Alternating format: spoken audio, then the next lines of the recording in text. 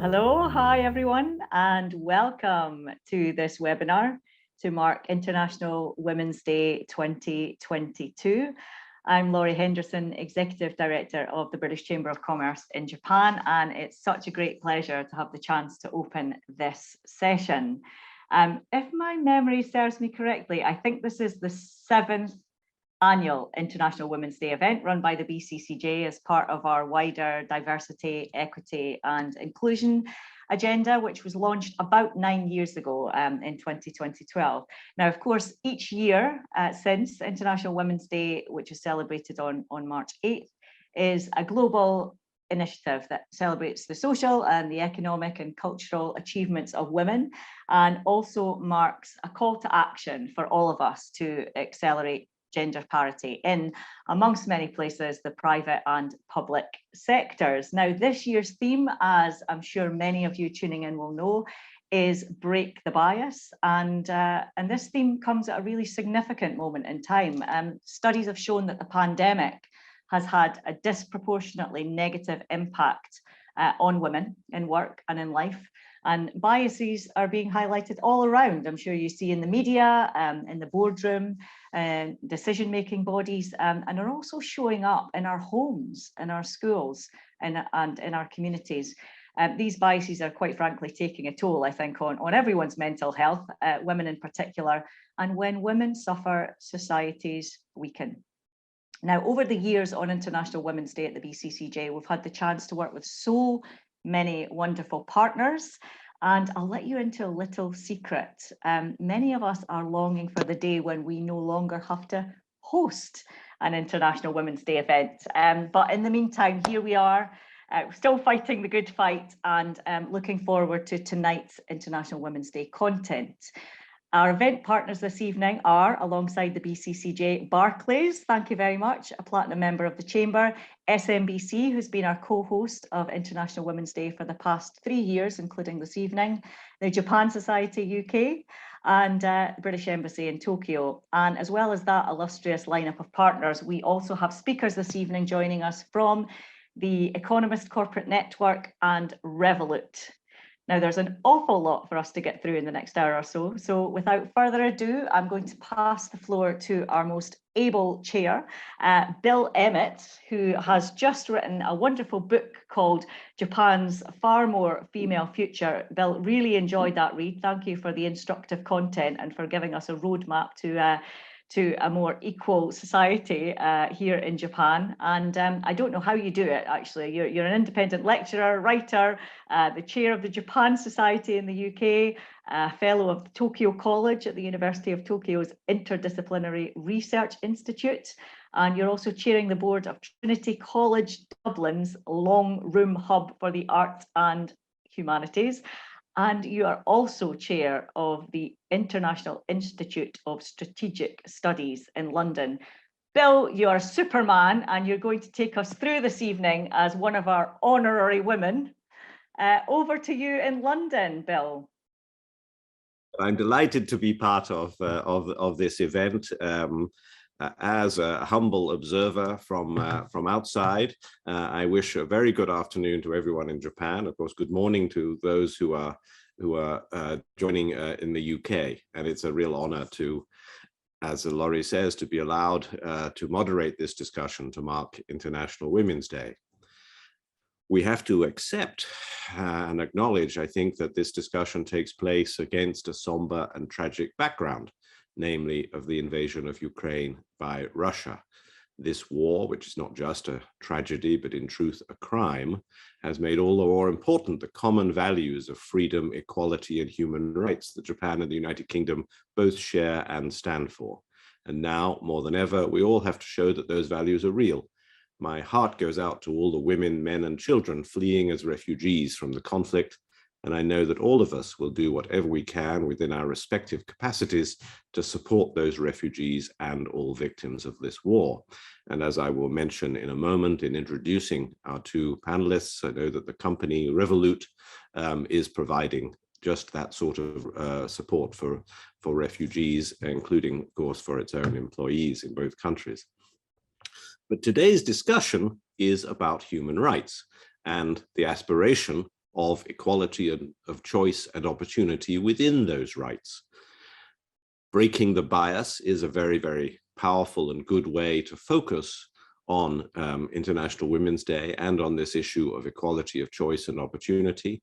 And I'm absolutely delighted that the BCCJ has been pursuing this issue in such a great fashion for 9 whole years, as Laurie said. And I'm honored to welcome 2 brilliant exponents and demonstrators of that aspiration for equality of choice and opportunity to conduct this discussion. First, I will welcome Yoko Makiguchi, who is Chief Executive Officer of Revolut in Japan. Revolut, in fact, is a British-based financial technology company founded in 2015 by a Russian and a Ukrainian, Nikolai Storonsky and Vlad Yatsenko. Prior to joining Revolut in January 2020, Yoko was a managing director of Mizuho Securities Japan, where she was the global Pan-Asia head of electronic trading. She also held senior management positions at Goldman Sachs, Credit Suisse, Morgan Stanley, UBS, and Lehman Brothers, and she holds a Master of Science in Electrical Engineering from Yale University. Second, I welcome Andrijana Cvetkovikj, who is now the North Asia Director of the Economist Corporate Network, a sister company of the publication I once worked for. In her previous life, she was the first resident ambassador of the Republic of Macedonia in Japan from 2014 to 2018, and had held roles in the Foreign Affairs Ministry of Macedonia in both digital diplomacy and public diplomacy. And it's also important to mention that Andrijana has been an executive advisory board member of Cartier Japan, promoting women's entrepreneurship and mentoring, and is the founder and CEO of Brio Nexus Company Limited, a Tokyo-based consultancy firm, and of a non-profit organization, Ambassadors of Change. She's a member of the Japan Board Diversity Network and the Worldwide Women Corporate Directors Organization. Now, today, we are going to have a very free-flowing discussion about the progress and barriers to gender equality in Japan. This is a topic I have, as Laurie kindly mentioned, have studied as an outsider, as a male bearded Englishman looking from afar, but our 2 panelists have lived and experienced this issue as far more expert insiders. I will ask them questions, but I also will invite all of you to submit your questions using the Q&A button on Zoom at any time, and you will be able to vote for other people's questions in order to bring that issue more quickly to my attention. And I will do my very best to fit as many of them in as possible. By way of quick introduction, I'm just going to say that in thinking about this issue as an economist and as an outsider looking at data rather than lived experience, I suppose, I believe 3 pieces of data are very important to keep in our minds. The first is the much cited rise in female participation in the labor force, from around 60% of 15 to 64-year-olds 2 decades ago to 70% now in Japan, which is higher than in the United States or the Euro area as a whole, but lower than the top countries of Europe, Britain, Germany, and Scandinavia. The Abe administration, in particular, was very proud of this rise in female participation.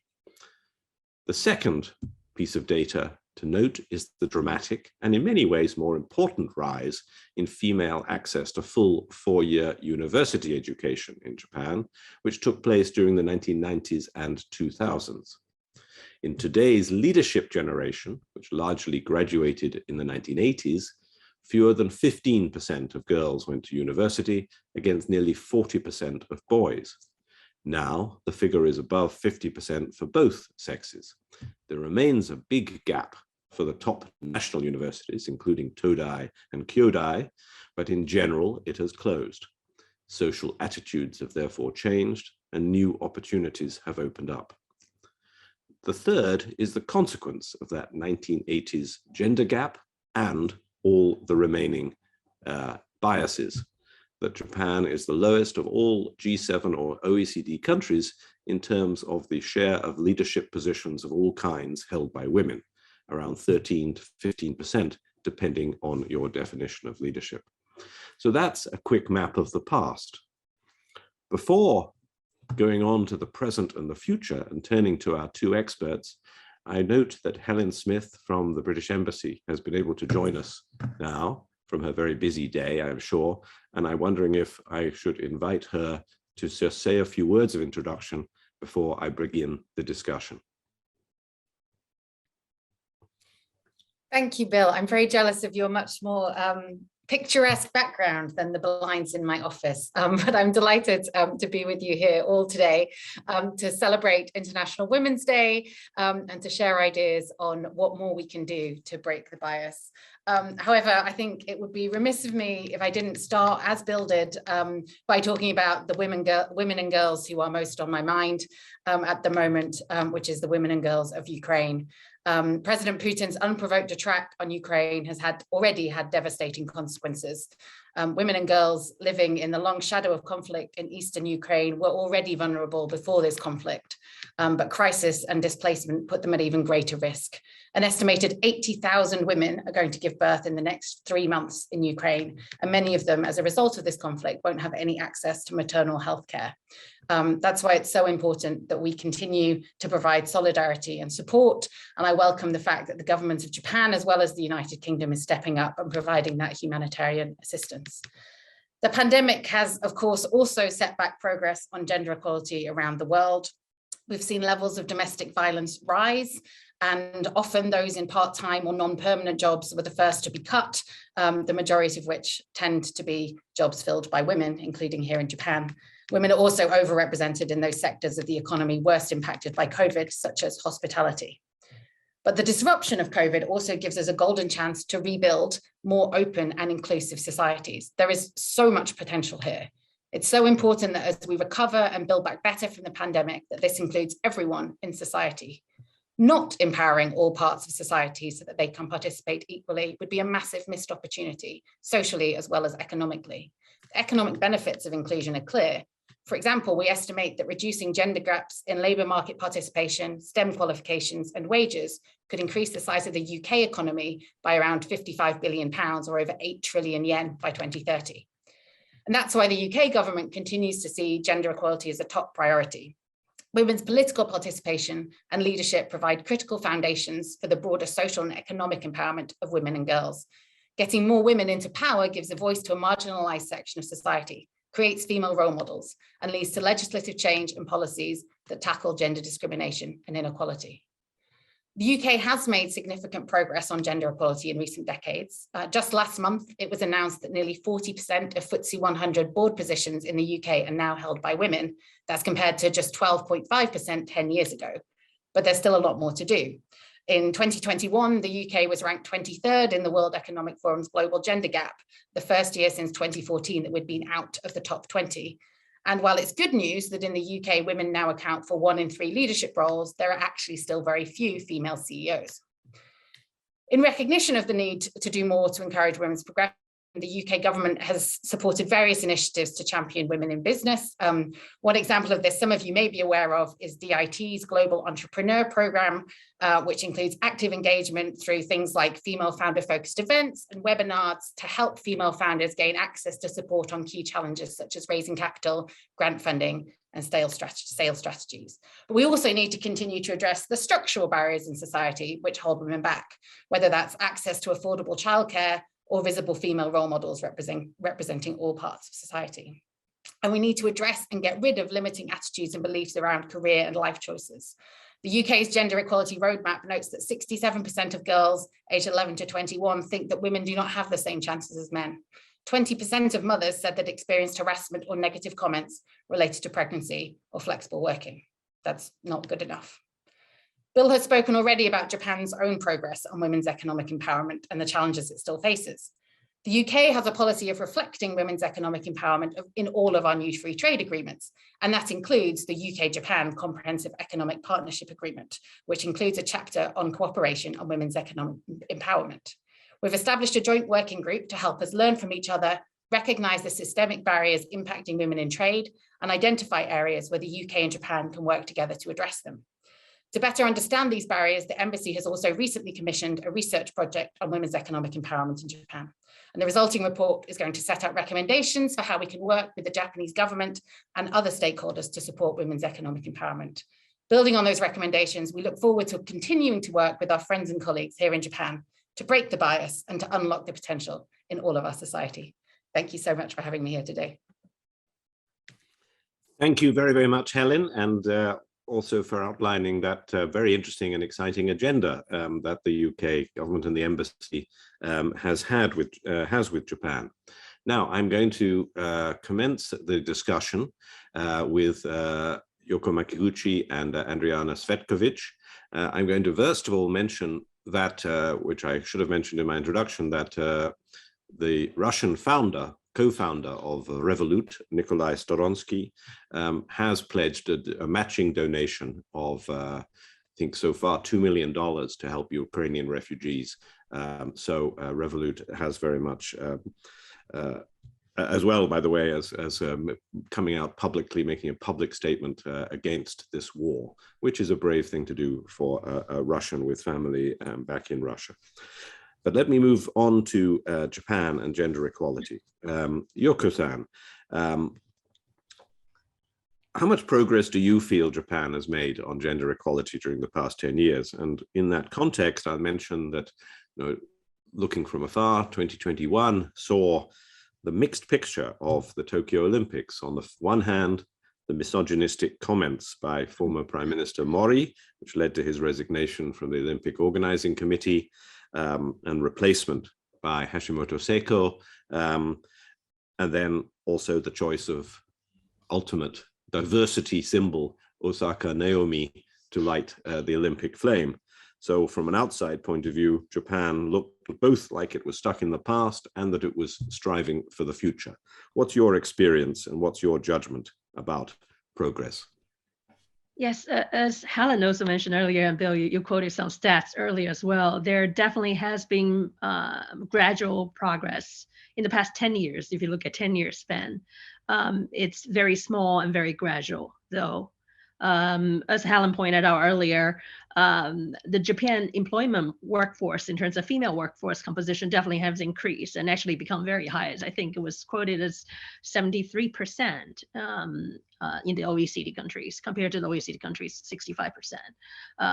However, majority of those increased female workforce were part-timer, mostly because of lack of nursery care, lack of support in terms of family care, elderly care, etc. So it's shorter hours, and despite of the workforce increase, it doesn't really say much.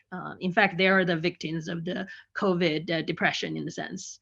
And we just saw the World Economic Forum Global Gender Gap Report last year, March 21st. I think the new one is coming out. Japan stood as 120th in the 156 countries. It was up one, so it was it's gradually improving, but it was so far behind all the major economies, even the neighboring countries. And one of the biggest challenge, I think, in Japan is the lack of senior leadership or representation in the political and economical forums. Japan, I think, still have a long way to go in terms of promotion. As you pointed out, senior officials, elderly senior officials sometimes make random comments on various fronts. So I personally do not take it seriously. I think most of the Japanese do not take them seriously anyway. And I think a lot of cosmetic moves were made. During the Prime Minister Abe regime, there were definitely pushes for the equivalent, basically promotion of women to senior position type of efforts, and their law being made. However, in my personal experience, some of my friends got promoted because of the artificial promotion numbers that was required by a company that has more than 300 employees. Some of them got elevated to managers without any preparation, without any kind of training. And there's really no clear objectives or selection criteria. So in fact, some of them quit their jobs as a result. Instead of getting promoted, they decided to quit their jobs because of setback with peer pressure, etc. So I think there is still a long way to go. The M-shape kind of employment form still exist, especially the younger generations, and the working moms are still lacking support. And that is basically our biggest challenge, I think, in Japan. One of the interesting stats is that only in 2021, finally, the fathers who work in private corporates are taking paternity leave. Around 12% of them are taking paternity leave, and which is rise sharply from the 2.1% in 2011. So there are progress, but it's very gradual and it's really not notable. Thank you, Yoko-san. Andrijana, you've been observing and from inside and outside Japan for many years. What kind of gauge do you have of progress within, especially the leadership groups? I mean, one thing I felt at least happy about when I was writing my book was the number of role models who are, if you like, emerging and at least are there to act as an inspiration to others. But clearly, the presence, the active presence of leaders is way below what it can and should be. What's your estimation, Andrijana? Thank you, Bill. And first of all, I want to wish Happy International Women's Day to all women joining today. And I want you also to join in your statement about showing support for all the women and girls and all the people suffering currently in Ukraine. And of course, we should not forget the society. It's not only the Ukrainian conflict, but we do have currently conflicts and refugees from in Yemen. We have the situation in Myanmar. We have a humanitarian crisis in Afghanistan and many other places, Syria, many other places in the world. So a decisive action on both private and publics, from public and private sector is needed, and that should be incorporated, I think, in even further planning of the SDGs, how we tackle more the refugee crisis and the victims of war, including women and girls. To move on the question that you mentioned about Japan, yeah, we all know that it's quite shocking that the World Economic Forum listed Japan 120 place in the world gender gap, and we need to know what is the World Economic Forum measuring. They measure countries on 4 issues: economic opportunities and employment and participation, political empowerment, health and survival rate, and education. Well, on health and survival rate and education, actually Japan ranks very high compared to other OECD countries and countries that were compared in this 156 countries. However, on political empowerment and economic opportunities, that's the problem of Japan. So if we break down the results further, we can find out, let's say, in political representation, Japanese members of parliament, we have only 9.9% female representation. That's way below the world average, which is 25%. And I think many countries are aiming for 50%. For 2050, we have the 50% 2050 agenda on many countries in Europe and in the world. And Japan yet cannot achieve even the 25%, which is a big, big problem. And I think since in the House of Representatives and members of parliament, the policies are being decided. The future of both women and men in the country are being decided. And we need to have more strong and decisive female vote in the members of parliament. On the employment, as I think Yoko mentioned, and Bill, you also mentioned, we have quantities there, 70% of representation in the workforce. However, the quality lacks, because when you compare to other countries, we have a very low number of female members leading companies. And I'm very happy that we have today one such champion like Yoko to share her experience, how she was actually able to achieve this in a very male-dominated world that we live in. In Japan, it's only 8.2%, I think, or all the listed companies that have female executives. I think from where we were 10 years ago, I think we're much better off, simply because the dialogue is open, or so to speak, the Pandora box is open. we're having this discussion, and I've been participating in many events such as this one, and we're talking about what we need to do. I think we can all identify the problems. We can all understand that the problem of also women in Japan for not taking full participation in the labor force, it's not because they like that position, but because simply there is lack of infrastructure. When you have lack of child care facilities, we had around 26,000 children on a waiting list a few years ago. I think now the number is down in half, but still 12,000 children on a waiting list to get into kindergarten. They will not have the opportunity. We also need to think about maybe amending the laws for allowing foreign workers to come in Japan and support mothers. I myself am among the privileged one to be able to sponsor a foreigner to help me with raising my child, so I can be doing these things and building my own career. But a part of that, I think we need a system, more structural system, how to support the transition of a woman, that she's working, because as we know, around 80% of women are quitting their job once they, in Japan, quit their job once they're gonna get married, they're gonna have children. So how to keep the women not to quit at that point and offer them a path of transition. Okay, you can have a longer maternity leave. It doesn't have to be 3 months, 6 months, 1 year. It can be longer maternity leave.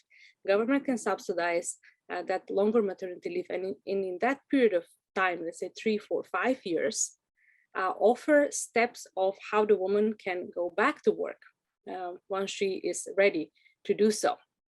And I really think that creating that path, it will also be very beneficial, not only for women, but for men as well. This gender issue, I see it as you pointed out, it's a human issue. It's an issue of democracy.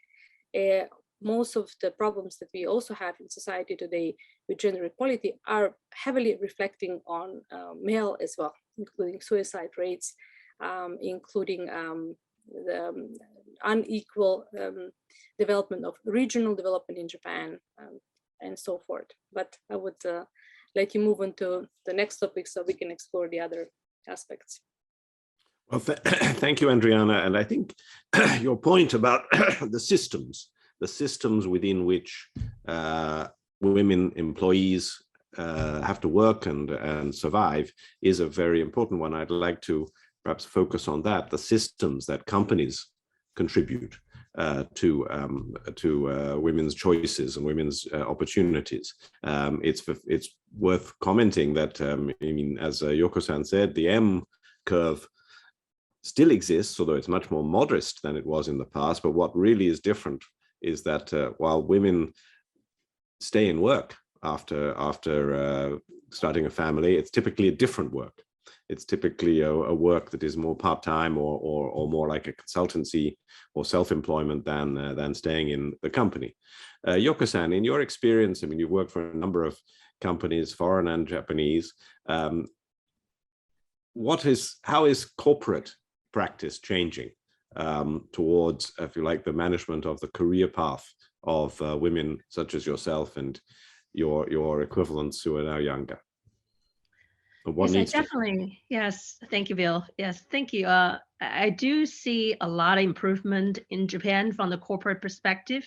In addition to what I mentioned earlier, that Prime Minister Abe enforced the large corporates to come up with action plan. Some of them did come up with better action plan, but most, I understand, is still more or less rely on HR department to manage rather than management's firm strategy commitment. But there are definitely a more progressive approach across the board. One example is the improvement of maternity leave. It's much easier to take maternity leave and long maternity leave. Most of there are longer period of paid period, and there's a social security subsidy as well. Paternity leave, the law just passed last year to encourage parents to take paternity leave and in a more flexible way. So there are definitely improvement. And in fact, in the company that I worked for in the past, there are plans to basically help promote women more more leadership training, more career guidance, but it's still not a very structured way. I think it's more ad hoc in a sense. Overall benefits and care is there, and I think like what you both have emphasized earlier, I think there is a ongoing dialogue happening. It's just momentum is not there yet. I kind of feel that like everything else in Japan, it has to be a top-down approach. There has to be someone pushing for a certain button, then there's some action plan coming through. So there's still a lot of work to do. Andrijana, what do you think? Thank you. What do you think, Andrijana? Who are the top people pushing for change? I mean, we could name and credit them, but equally, how can we encourage more? Thank you, Bill.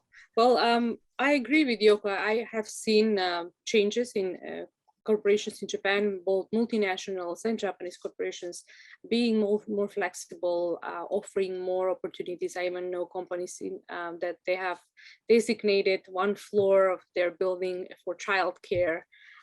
They have introduced more flexible working time, and they're more understanding and encouraging for the father to be taking paternity leave.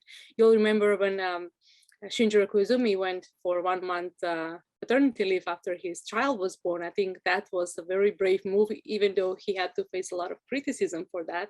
But that's how we break biases in society. Same as you remember the New Zealand Prime Minister, who's female, she also had a child when she was a prime minister, and I was pregnant and I had my child when I was ambassador, and I actually had to hide. At that time there was no New Zealand prime minister to be a role model, and I had to sort of hide, not because there'll be someone sanction me. It was like self-censorship, because I don't want to be seen as someone who just decided to have a child while having this big and important role. And I only took 1 month of maternity leave, and I regret that decision, to be honest. However, that's why I'm here, to encourage women to be more bold, and I think we need to speak up and encourage people to be taking their human rights, because you can only be a parent or mother one time, or you cannot repeat that experience with your child. So companies, I think, are taking some steps. However, I recognize there's no systematic way how to do that, and it's more arbitrary.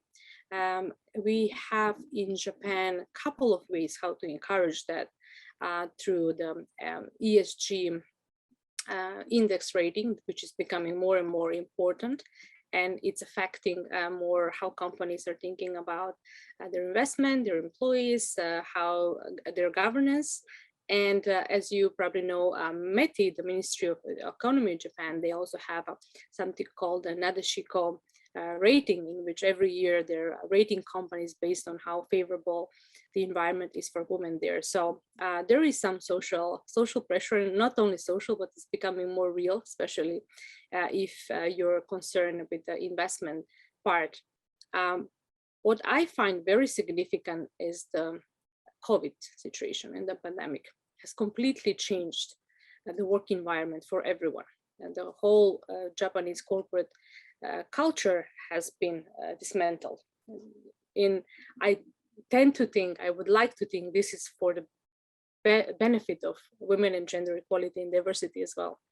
As you know, probably before, one of the reasons they would say women could not excel in career, even though they stayed in the company after giving birth, would be that they usually cannot participate in many of the nomikai or after work drinking parties, because simply they have to go home and take care of their children or of their family. And right now that is probably reduced to, I don't know what's the percentage, but it's largely reduced. The nomikais are reduced. So there will be another path for promotion, another path for recognizing the talent of all employees more equally. And I think I see this as opportunity to redefine performance, to redefine excellence, and to find a way how to introduce more women in leading position. And I'm a big proponent of having quotas, especially to start on the very top level from government, having gender quotas, and then probably introduce them even to corporations, starting from boards, independent board directors, and so forth. Yoko-san, first of all, what do you think about quotas? I got the impression from what you said that maybe you're on the other side of that argument.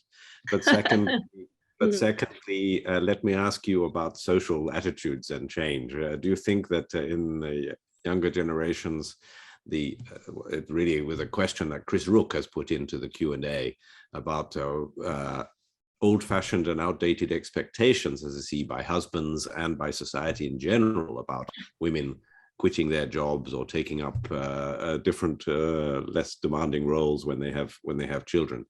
Do you think that is changing, and can it be encouraged? But what's your view about quotas first?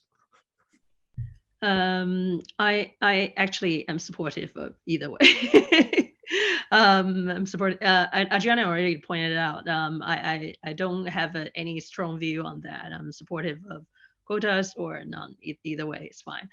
Because I think that the key agenda here in Japan is really on all fronts. It's really starting from the government, society, and to each one of us ourselves as well. And I think that your second question is probably I'm more passionate about is whether the social expectations or the stereotyping has changed in Japan.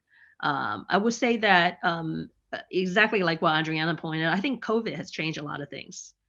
COVID enabled teleworking. So there's a lot of housework sharing.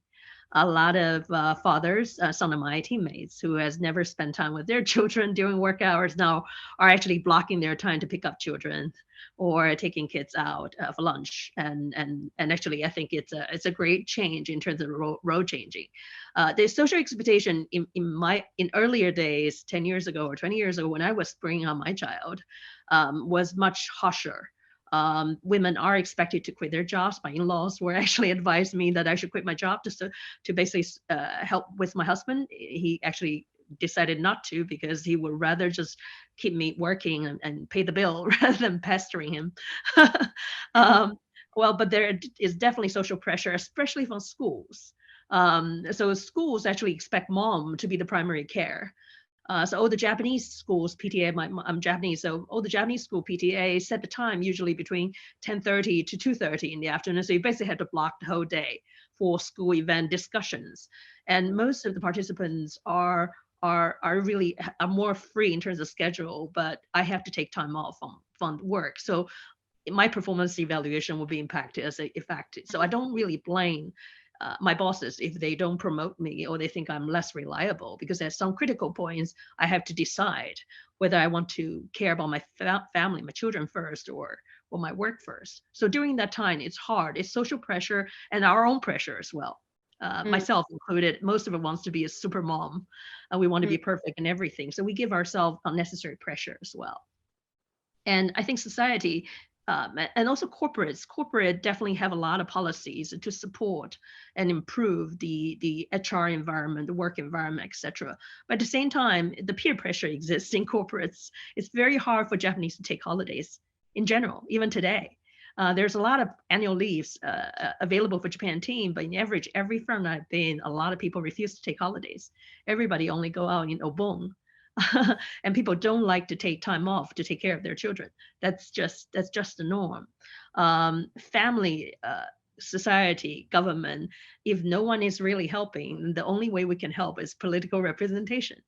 So if there are more decision-making processes that are participated equally by men and women, then potentially we can achieve the goal to have more laws and enforcement that will encourage the corporates to change the behavior.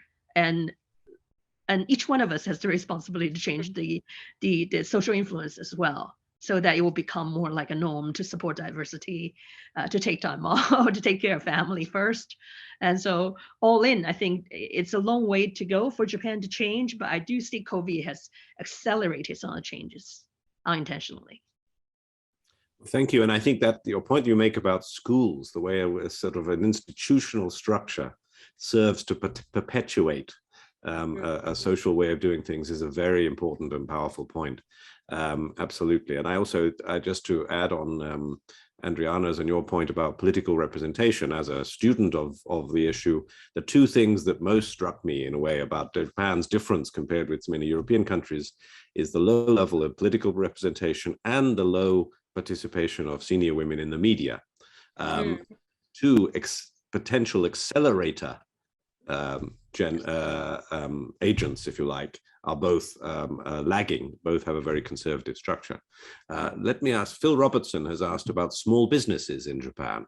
How can small businesses help to empower women? Now you, Yoko-san, are in a, if you might call it, a small business becoming a big business. So you're, let's build that into entrepreneurship and ask you both. What role does entrepreneurship play in women's opportunities and in changing the culture, if you like, the startup culture? Sure, it's a great question. Actually, for myself, I've been struggling or been working in the global investment banking for close to 30 years, but there's always a glass ceiling up there. It's mainly because, as I mentioned, women tends to have an M-shaped labor curve. During myself, I actually went through pregnancy and become the primary care of my children. I kind of have to slow down physically and psychologically. It just happened. And so it's just unavoidable. But after having a children, it definitely changed the perception that I have towards myself. I realized I'm not a superwoman. At the same time, corporates also start having kind of fine line, depends on who I work with. They're fine line. There are people who perceive women as being not reliable. And some are more understanding and say, this is just a transitional phase. Let's support her and grow her as a future leader. I would say that in a very competitive and depressed world where our financial industry was in the past 20 years, and it's been more on the later side, people are less supportive, and because every headcount matters. But instead, in startup and entrepreneurship, I think because it's a smaller firm, when I was interviewing at Revolut, that's exactly what I feel the difference. Because what Nick asked me is just my qualification, my credentials, my ability. I passed the home test. I passed all the interviews, problem-solving interviews, etc. He looked at my resume and say, "You're qualified to be a CEO." And I was extremely surprised and happy about it because I've never been a CEO before. I have challenged the upper level roles, C roles, but was told no. And mainly because I think the stereotyping in the traditional larger firms are expecting someone who worked with a firm for a very long time. And have broader and deeper relationship with other senior management, and has a stereotyping in terms of what kind of look and feel the CEO should look like: gray hair, middle-aged man, calm and stable, speak softly, and then things like that. Well, I think for startup or smaller firms, it's about who can get the job done, whether or not you can get a job done. So in fact, at Revolut, when I first joined, we have 70% women. The head of legal were women, the head of compliance was woman, I myself a woman, the head of finance were women. It's because they prefer the lifestyle, work from home, flex time.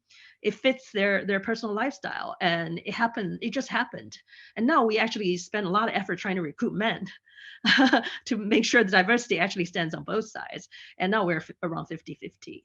And so I think entrepreneurship actually provides a much more flexible way of living, much more flexible way of working, and actually fits a lot of the working mom's lifestyle better. And it's a catalyst in the sense that whatever the entrepreneurship or the startup can provide, it basically can attract a lot of really good talents from the more traditional industry to the newer industry where we can energize and revolutionize the older sector anyway. So, so Phil, good luck with that. Fantastic. Well, that's great. Andrijana, what's your sense of your observation of the smaller companies that you engage with, and also the startups and would-be or actual entrepreneurs? Mm-hmm. Well, thank you. I also consider myself an entrepreneur, and I've started a couple of companies, and including my latest company. And starting your own company, it is a great thing. I mean, it's so empowering. However, it's also a very hard thing. You have to be organizing, mobilizing many things, and it's much more difficult than working for another bigger company because the risk, personal risk and tax on your, if you like, health, time, and everything, it's much higher. However, entrepreneurship in Japan is really lacking behind other countries because of lack of financing. You offer here that, and then that's again related to stereotypes. As you both mentioned, you were imagining startup or a CEO, someone who is in a certain age, looks certain way, and a certain gender. So, and I actually experienced that kind of a stereotype bias also when I was ambassador. I would go to events and I'll present myself and they'll say, and where is the ambassador? When is he coming? And not recognizing that I'm the ambassador. He's not coming, I'm the ambassador. And I had also the opportunity to be, I was the youngest ambassador. I was only 33 when I became ambassador. So, but you know, people, I also understand about biases. People adjust. So I think while we can see the biases being there, we shouldn't be taken aback. And we should move forward to prove to ourselves, not to the society, we can do it. And in terms of entrepreneurship in Japan and female entrepreneurship in small and medium businesses, I've actually met tremendous and amazing women exactly from small and medium companies in Japan, women leaders. There is a association organization, it's the third largest business confederation. It's called New Business Conference in Japan. And the head is a woman, and most of the powerful business ladies there are also women. So whenever I go to their meetings, I always get so empowered, and I really see the future of Japan is definitely bright. I see a lot of that positive energy. Just as mentioned before, we need structural support from legislation, infrastructure. Also, banks need to be a little bit more gender balanced. Banks are the one that are giving the loans to women, and changing the legislation for joint ownership for men and women in Japan. That would be another step that will make women in Japan feel much more secure financially. And once you introduce these small steps, the big changes will happen. As Yoko pointed out, we really need role models, but not role models that are unrealistic to show I can have it all. I think as women who have already succeeded to a certain extent, we need to also show our vulnerabilities. Nothing was perfect when we were trying to do something. And it's sort of illusion that we can have it all. And no, you cannot have it all. You need to really pace it out, find your own timing. And as society, we have given so much pressure on women. Before, women were more in a domestic role and they were respected as the head of the house. And now in modernization, not only do they have to take care of all the duties in the house, most of the time, especially in traditional societies like Japan, but they also have to perform in companies. And that's unrealistic. We're putting too much a heavy burden on women to perform in society, while not telling them that you should not do that. Don't stress yourself so much. There should be a path for how to achieve that kind of life and work balance. And I think that's something I'm really interested to talk about, especially when I meet with women who are taking a leave or they're housewife. And when I ask them, what do you do? They feel ashamed that they're staying at home and they're not working. At the same time, for women who are working and they have small children, they also feel ashamed and guilty that they're not really taking care of their families. So we shouldn't be putting such pressure on women in society. I think that's another bias and misrepresentation of the ideal superwoman that we really need to fix. Thank you. Very powerful point. Now let me ask, but we'll go two questions. First about media and the representation of women, that really building on what Andrijana has just said. And then a second question about government policy. But first, Yuriko Takemura asks the media effect in Japan. Do you think the Japanese media generally encourages gender equality or constructs typical established gender roles, including objective views against girls and females? Yoko-san, what's your sense of what contribution, negative or positive, media makes to these kind of whirlwind of psychological effects and biases to breaking or perpetuating the bias? Yeah, I think it depends on which type of media you're referring to. Yeah, for me, I usually look at Nikkei, Bloomberg. I think their descriptions on gender issues are pretty fair.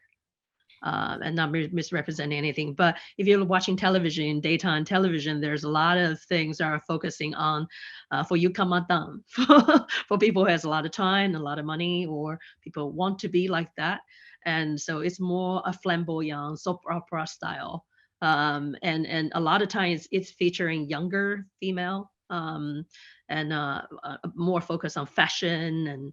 And a lot of times those representation are a little bit dumber than usual, portraying like dumber but happier kind of characters.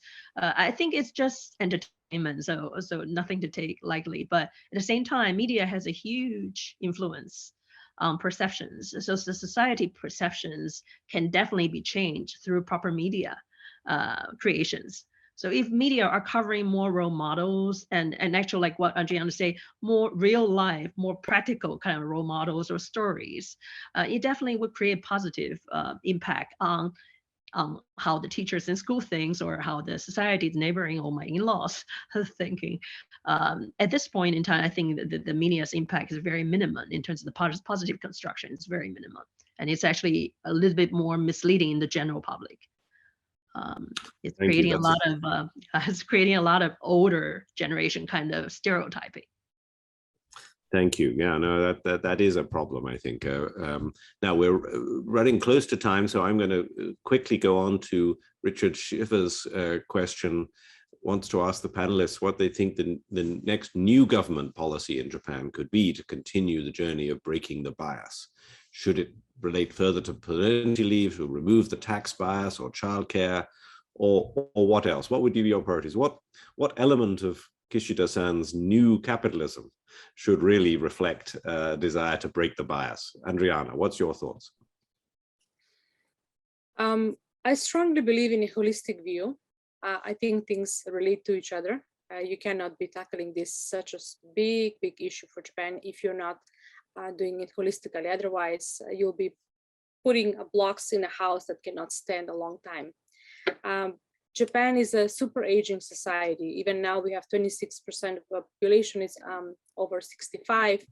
In the 20-30 years, probably that will be around 40%. And this issue is not only for Japan, it's for many countries in the world. But we really need to find a path for a more harmonious society in which women will not feel a pressure, economic pressure, to be part of the workforce, but would like to be part of the workforce and would feel fulfilled. Because if women are fulfilled, that's half the population. That will reflect on children, that will reflect on the men, that will reflect on the whole society. So to achieve that, I think we need a holistic approach. First of all, I mentioned infrastructure. We need to build infrastructure, childcare facility. We need to change the immigration law, allowing more foreign workers to be coming, since that will definitely be a game changer. We need to allow women to have also joint ownership, having more financial independence. Also, in terms of corporations, corporations need to be encouraged to be taking more decisive steps to put women in leadership roles. Government should be the first to reflect that. We need to see that 30%, whatever, 25%, whatever the agenda is for society, it should first be reflected in the government on every level, not only ministers to be holding seats, but parliament, bureaucracy. On all levels, we need to see female representation. And I will say from my personal experience, I've been in both in diplomacy and academia and in business. Why the quotas are important? Because I think women are also not afraid, but reluctant to take this kind of big responsibilities, knowing that there will be even more pressure on them. to take these bigger steps when the infrastructure is not there. But if you're able to paint a picture and start building the blocks around that house that should maintain Japan as the third or fourth, or let's say even fifth world economic power, we need to be building from ground up. And we also need to be thinking about the other gender, not only about women, but about men. What are the working conditions in Japan? How to improve working conditions for both women and men? How to improve the education, the well-being of children. So I really think the holistic approach is needed. And I don't think it's something that is not achievable in the next 5 years. It just, in Japan, takes so much time to make some of these changes. However, I really, really hope and urge politicians to take decisive steps and translate some of these recommendations into actionable plan and policies, so Japan could really be on the path to maintain, of course, the higher level of democracy and gender equality and diversity and inclusion. Yoko, thank you, Andrijana. Yoko-san, in our final moments, what would your agenda be, and do you share Andrijana's optimism that this can be achieved in the next 5 years, 5 to 10 years? Let's call it that. Put it in a rounder way, in a holistic manner. Yeah, I think I agree with Andrijana. It has to be holistic view from infrastructure to policy to media, according to from what you said. But I think one thing that is Japanese government has already started a lot of efforts, great efforts, including asking larger corporates to come up with action plans to promote senior leadership. I think they just have to fine tune it to a more realistic view, to set KPIs, set a time frame, and also have a roadmap in terms of how you plan to train them for what type of skill sets. And it's not just for women. I think it should be across the different genders and diversity as well, and nationality as well. I think Japanese government needs to basically be prepared that the populations are shrinking. There has to be a longer term solution. And so it has to be a holistic solution. And I would, if I have to throw in one thing, I think the tax is definitely important because during the Abe regime, in order to encourage women to work, the dependent tax deduction has been removed. So now having a child, having a wife means that you have no tax benefit whatsoever. I think it's it's rather violent in the sense of the impact. It's aiming for good, the good goal, but it didn't really encourage any changes. It just created a lot of backwards madness in a sense. So I think it has to be holistic and add the tax portion back in, add the population increase policy in, and then make it more holistic, and we should be in a better place. I truly believe Japan will be in a better place. Despite the changes are gradual, it will happen. Well, thank you for that very optimistic note, Yoko-san, and thank you, Andrijana-san, for contributing to a great discussion. And thanks to everyone who's put in questions. I'm sorry I haven't been able to pose them all to our panelists, but I'll just mention one focused on the roles of elementary and junior high schools in reinforcing stereotypes. Another, Ola Pari, asked about, do you think women are held to a higher standard to achieve promotions to higher levels? Can we do more to encourage women to put themselves forward for these positions? David Bickel asked about what middle management can do to, and what can do to change attitudes. So there's an enormous amount to do, but I personally, as an observer from afar, with a beard going slightly white, I also would say that I do see a far more female future from Japan, as Laurie kindly said in my book, and people like you and all of those who have attended will make it so. So thank you to everyone for contributing today's fantastic discussion and for continuing to work to break the bias. Thank you very much and have a wonderful evening. And thank you, Laurie, for hosting us. So much, Bill, Andrijana, Yoko, absolutely brilliant. Thank you to Helen too, and to everyone for joining.